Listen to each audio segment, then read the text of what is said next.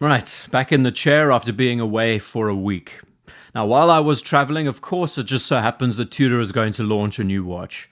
And I was a bit bummed that I wouldn't be able to talk about it at the time of the launch. But nevertheless, it ended up being the Pelagos that we've all been asking for, an all-black FXD. Now, whether it was blind luck or I had inside information, absolutely not. It was a serendipitous occasion because the one watch I decided to take away with me was my Pelagos FXD. Swimming, diving, snorkeling in the Aegean Sea. And I could not have asked for a better watch for the occasion. But sadly, I didn't have a waterproof camera. I didn't expect to see so much marine life, and I was very wrong about that. I saw a lot. But through the process, I was able to put this watch through its paces every day. And from that, it just cemented my enjoyment of this piece so much more and why I think the FXD collection is so good. So on top of all of that, we're going to talk about this new FXD, the inspirations, its design, and where I think a few tweaks could have made it stand out that little bit more and make it slightly more exciting. Let's dive in.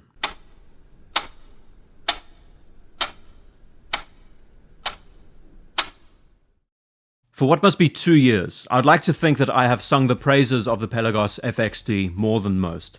From the leaks to the actual launch of the first model in 2021, partnering with the Marine Nationale. It married practicality with ease of use, and everything that the MilSub enthusiast wanted. Lots of small nods with great modern refinements, better loom, fixed bars, greater wrist presence, all those little things. For me, it was the first Tudor I ever actually considered buying. From the history, from the storytelling, the development, how this collaboration would work with the Commando Hubert. I waited about 6 months to get it in hand, 2022.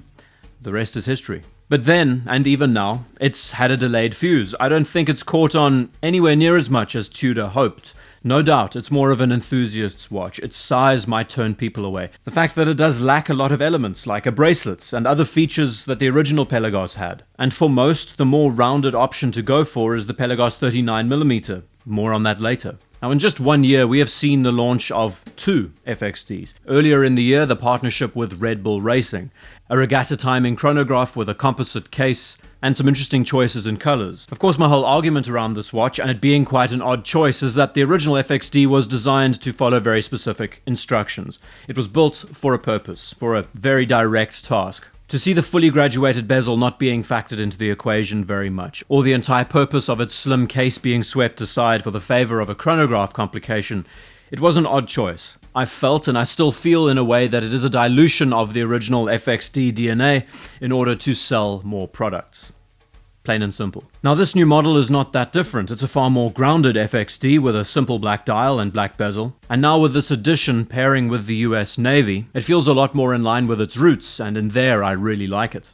But here's the thing, this was an expected release. After getting a blue watch, we knew the black watch was going to be coming soon enough. And now that it's here, well, opinions seem kind of mixed. Plain and simple, it's an underwhelming release because it's just a black watch with a red line of text and a different strap. There's nothing really monumental about this change. I feel like a broken record saying this, but the reason why I loved the original Pelagos FXD, the blue one, is because it was designed in conjunction with the Marine Nationale. That these watches right now, today, are actively being used by members of Commando Hubert. Now, whether that means anything or not is up to you. But the idea that these were made following specifications is a really super novelty. The thing is, this new black iteration, it's not in partnership with the US Navy. It is inspired by the watches worn by members of the US Navy. I think what they wanted to say were UDT divers.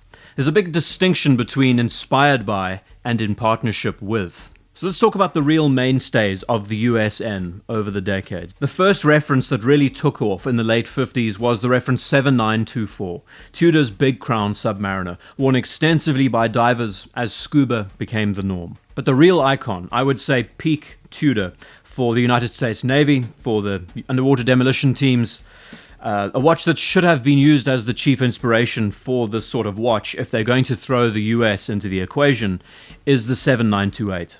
This watch and all its iterations, from square crown guards, pointed crown guards, gilt dials, matte dials, worn throughout the mid to late 1960s and early 70s, all throughout the Vietnam War. If you saw a frogman around this time, 9 times out of 10 they'd be wearing a Tudor Submariner of this kind. The other exception, probably wearing a 5513 Rolex Submariner. These pieces were important to the history and actually cemented the partnership between Tudor, and the US Navy, all through the 60s, through the late 70s, even into the 80s. Only by the mid-1970s did we start seeing references like the 7016 and the 9401. Originally designed in conjunction with the French Navy, they wanted a dial that had far more lume, a more square aesthetic. These watches are famously known by their relationship with the Marine Nationale, and from this success, subsequently sent all over the world. So in a similar twist of fate, how the current FXD was first designed by a branch of the French Navy. So this next generation, the black dial variant, is the American base model.